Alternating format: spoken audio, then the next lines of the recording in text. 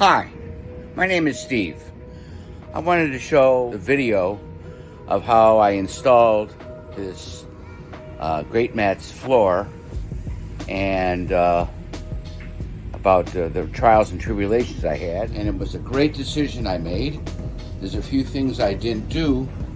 I didn't cover this area, which I plan on doing later on. And I didn't think I needed to cover that. But I covered the rest of this floor from the furnace to the washing machines. I put this area right here.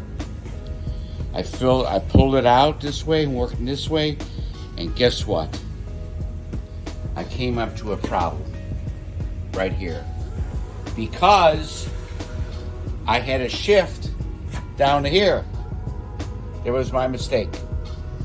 So I didn't realize until just recently that where the mistake was, and I didn't realize when I cut that I should have made sure that this corner was even with this wall, and that would shift all the tiles to make a square. The directions were pretty good online, but I was sort of upset that I didn't do a good job here. And it's a good floor. One good thing is that I spill water on the floor and it doesn't soak in the cracks too much. These little cracks eventually would go, but it mops up real well. It's easy to cut. I have a scroll saw or a jigsaw. As you can see, I corrected my previous mistake.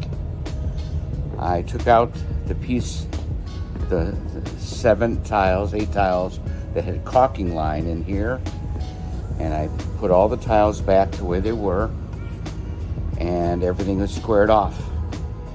If I were going to do it again, I would make sure that I would start installing the tiles on this long wall. So all the way down.